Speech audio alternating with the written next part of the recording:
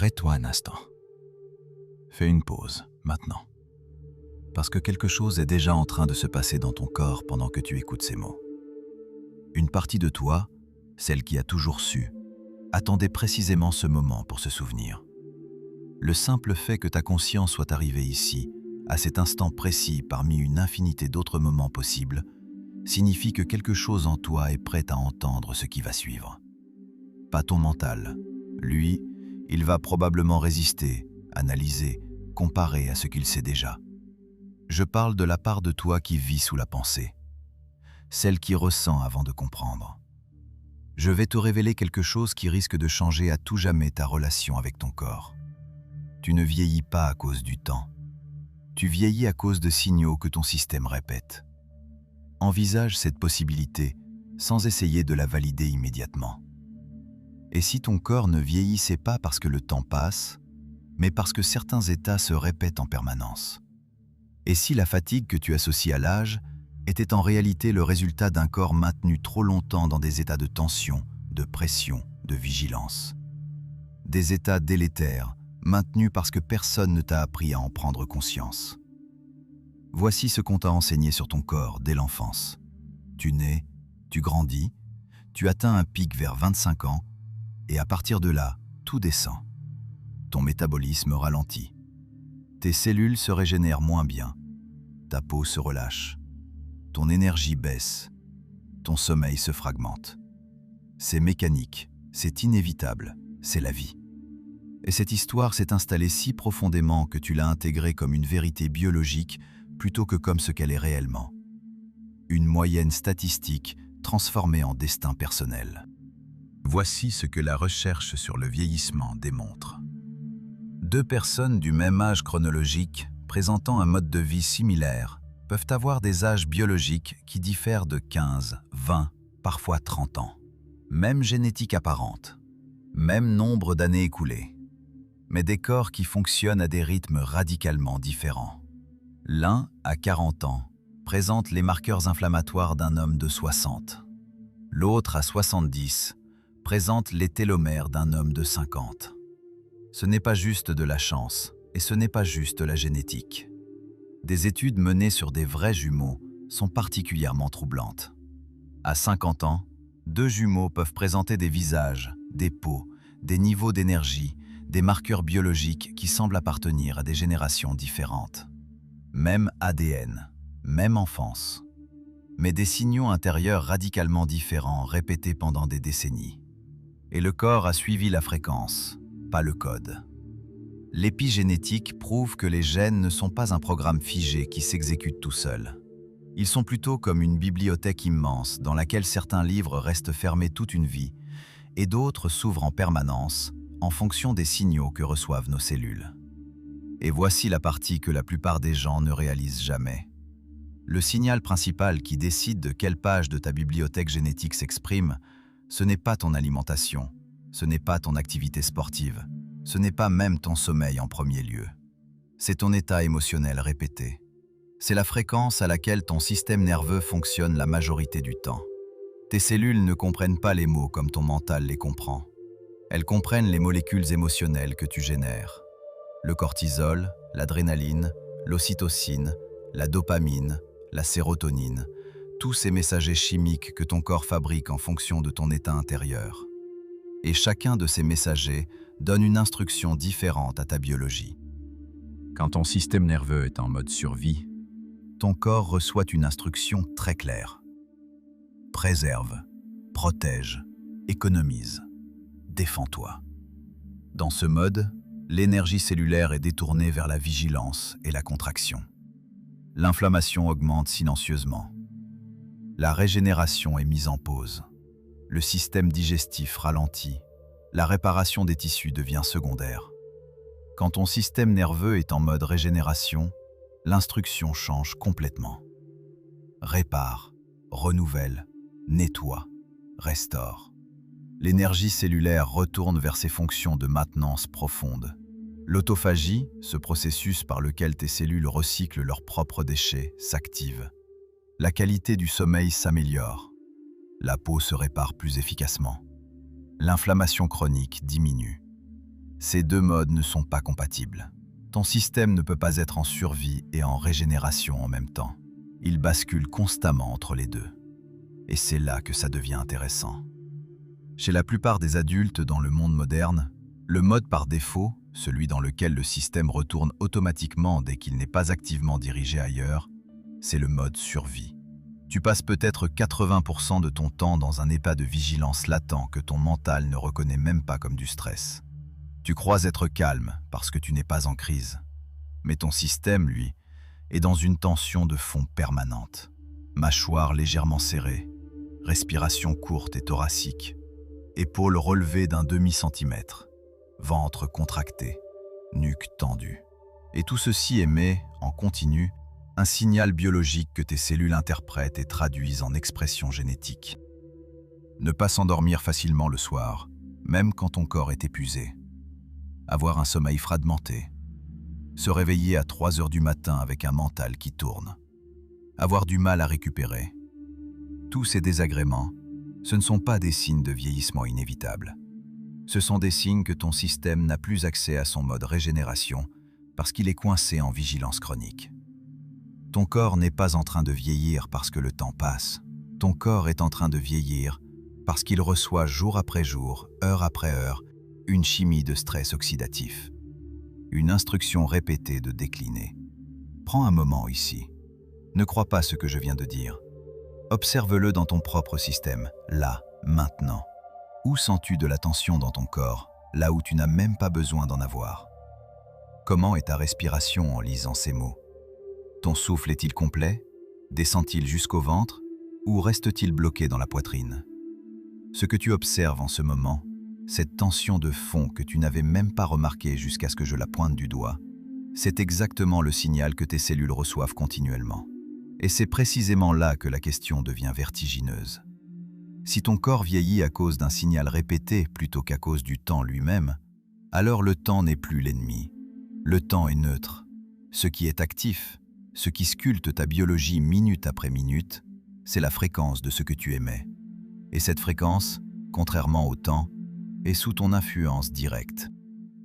Laisse-moi maintenant te parler de quelque chose que la physique quantique a démontré depuis des décennies. Au niveau le plus fondamental, la matière n'a pas d'état fixe avant d'être observée.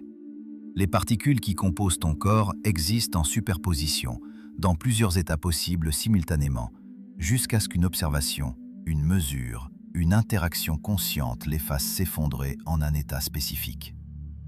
Ce n'est pas une métaphore, c'est de la physique. Et elle change tout ce que tu crois savoir sur ton propre corps. Parce que ton corps, à chaque instant, n'est pas une forme figée que le temps use. Ton corps est une onde de probabilité biologique qui s'effondre en une configuration précise selon l'observation dominante que ta conscience maintient sur lui. L'observation ici, ce n'est pas ton regard dans un miroir. C'est quelque chose de bien plus profond. C'est ton identification.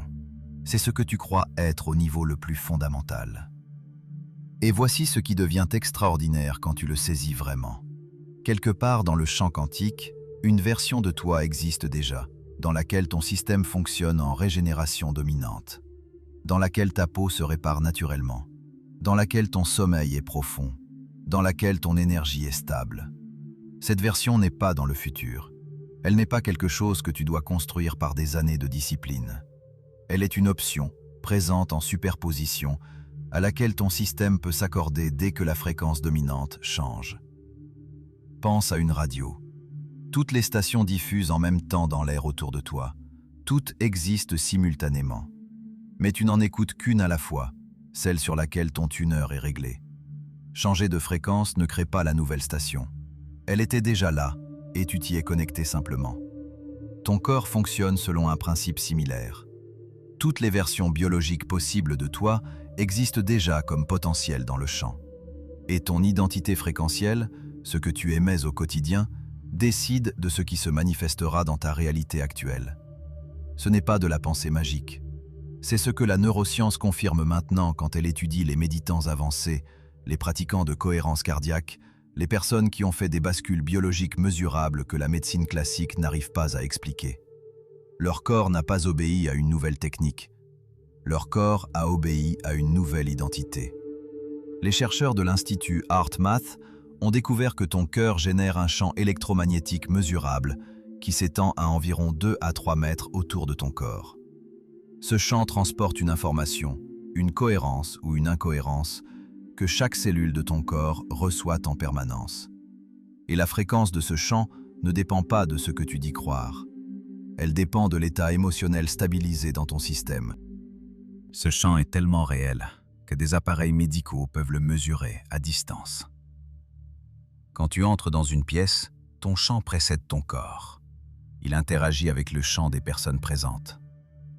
C'est pour cela que tu ressens parfois, sans mots échangés, si quelqu'un est en paix ou en tension intérieure.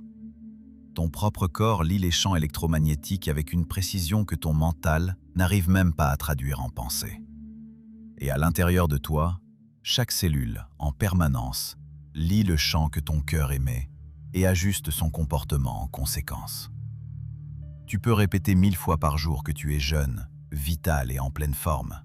Si pendant ce temps ton chant diffuse une fréquence d'épuisement, de tension contenue et de lutte contre ton propre corps, tes cellules ne reçoivent pas tes affirmations.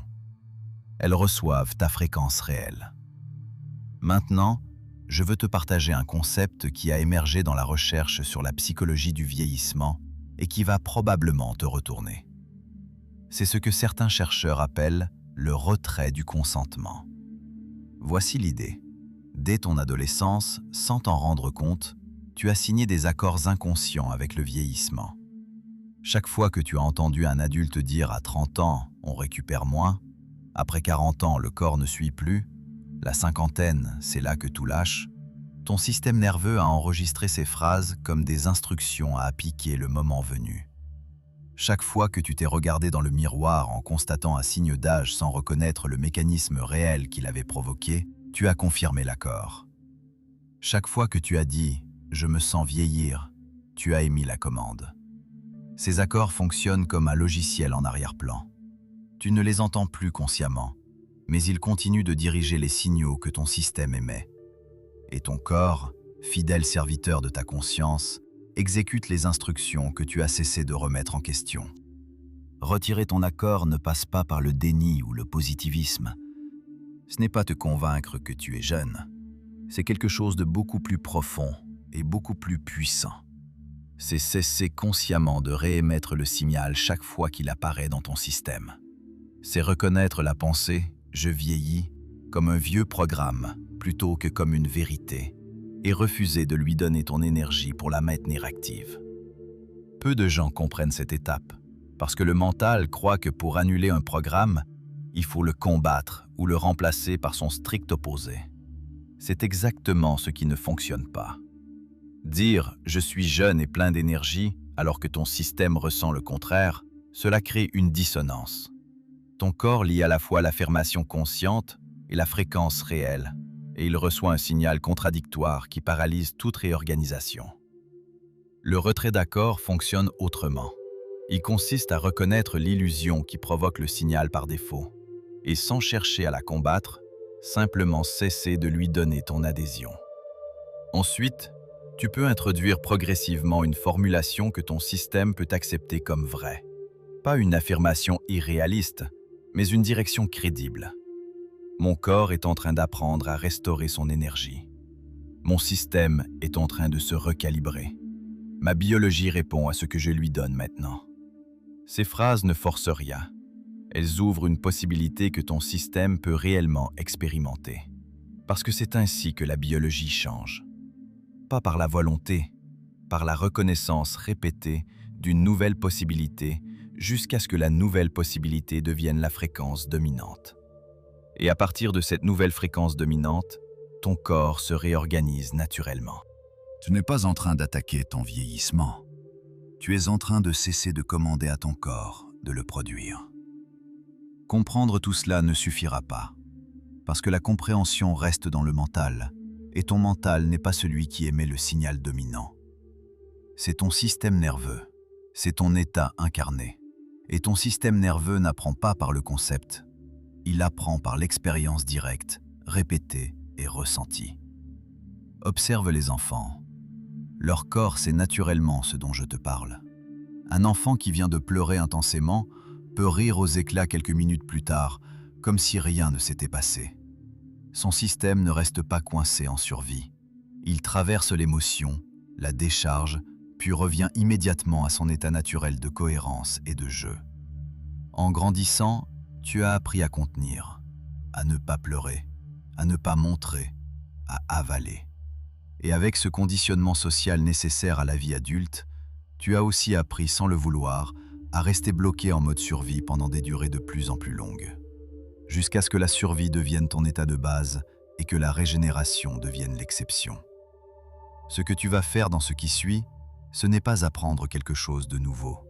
C'est réapprendre à ton système à faire ce qu'il savait faire spontanément à 1 an. Voici quelque chose de fondamental à saisir avant de commencer. Ton corps n'a pas besoin d'heures de pratique. Il a besoin de la clarté d'un signal. Quand le signal est clair et cohérent, même pendant quelques secondes, ton système nerveux le reçoit et commence à se réorganiser autour de cette nouvelle instruction. Ce qui suit n'est pas un exercice à ajouter à ta routine, c'est une séquence à retrouver. Plusieurs fois par jour, quand tu t'en souviens, sans culpabilité quand tu l'oublies. Ton système n'a pas besoin de quotas, il a besoin de répétitions d'alignement, même courtes, qui accumulent leur cohérence au fil du temps. Tu ne peux pas changer un signal dont tu n'as pas conscience. Donc le premier geste, c'est simplement d'interrompre le pilote automatique le temps d'une observation honnête. Là, maintenant, scanne ton corps avec attention. Où sont les tensions, les contractions? Ne juge rien. Ne cherche pas à corriger quoi que ce soit. Tu es simplement en train de constater l'information que ton système émet en ce moment.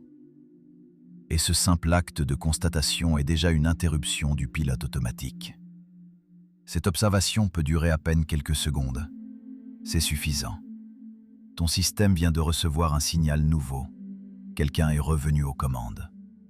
Je ne suis plus dans le programme automatique. Maintenant que ton attention est revenue dans ton corps, tu vas envoyer une instruction directe à ton système nerveux pour qu'il bascule vers le mode régénération. Et tu vas le faire par ton seul canal direct, ta respiration. Inspire lentement et profondément par le nez, une inspiration complète qui descend jusque dans ton ventre pendant environ 5 secondes. Suspends 1 seconde. Puis expire par la bouche lentement, en laissant l'expiration pendant 6 secondes. Ne force rien. L'important n'est pas la performance. L'important est que l'expiration soit plus longue que l'inspiration. Parce que c'est ce ralentissement de l'expiration qui active ton nerf vague, la branche de ton système nerveux qui commande directement la bascule en parasympathique, c'est-à-dire en mode régénération. Fais au moins 3 cycles. À la fin du 3e cycle, quelque chose aura déjà changé dans ton état intérieur. Tes cellules viennent de recevoir un message nouveau. Le danger est passé. On peut se mettre à réparer. Maintenant que ton corps est dans un état où il peut recevoir une information sans la déformer par la tension, tu vas faire quelque chose de simple, mais puissant. Tu vas observer les phrases automatiques qui circulent en toi à propos de ton âge, de ton corps, de ton énergie. Peut-être que tu entends « je récupère moins bien qu'avant » ou « à mon âge, ce n'est plus comme à 20 ans » ou « mon corps me lâche ». Ces phrases sont peut-être si familières que tu les considères comme des descriptions objectives de ta réalité. Mais reconnais-les pour ce qu'elles sont réellement. Des commandes quantiques que tu émets chaque fois que tu les laisses passer sans conscience. Tu ne vas pas les combattre. Tu ne vas pas les remplacer par des affirmations forcées qui créeraient une dissonance dans ton système. Tu vas d'abord cesser de les confirmer. Et à la place, permets qu'émerge en toi une formulation que ton système peut accepter comme crédible. Ce qui est essentiel ici, c'est que tu ne cherches pas à atteindre un état particulier. Tu ne poursuis pas le calme, tu ne forces pas la détente. Tu crées les conditions pour que ton système puisse s'ajuster naturellement. Et cet ajustement commence dès que tu cesses d'alimenter l'ancien signal. Le véritable basculement n'est pas dans l'intensité de l'expérience, mais dans ta capacité à reconnaître que quelque chose a changé, même très légèrement. Parce que ce changement prouve que ton état est modulable, et surtout, accessible sans effort. Tu viens de recalibrer ton système. Tu as interrompu une continuité automatique pour introduire une autre qualité de présence. Et même si cela ne dure que quelques instants, cela laisse une trace que ton corps reconnaît. Bien sûr, la vie va continuer à te proposer des moments de stress, des tensions relationnelles, des urgences professionnelles, des nouvelles qui te secouent. Tu vas repartir en mode survie plusieurs fois par jour. Ce n'est pas un problème, c'est simplement la vie. Ce qui change tout, ce n'est pas de ne plus jamais basculer en survie, c'est la rapidité avec laquelle tu reviens en régénération. Quelqu'un qui a retrouvé sa cohérence va évidemment basculer en survie plusieurs fois par jour, mais il a la capacité de revenir en régénération en quelques secondes, là où la plupart des gens mettent des heures, voire des jours à s'auto-réguler. Une fois que ton système a expérimenté autre chose, même brièvement, il sait que cette option existe. Tu n'as pas besoin de répéter cela toute la journée. Tu n'as pas besoin de transformer chaque instant en exercice. Il suffit de revenir à ce point d'accès, de temps en temps, sans contrainte, comme un rappel, un ajustement, une réorientation. Et à mesure que ces micro-shifts se répètent, sans effort, sans pression, ton système commence à intégrer cette nouvelle information comme de plus en plus familière. Et c'est ainsi que quelque chose de plus stable peut émerger. Merci de m'avoir écouté.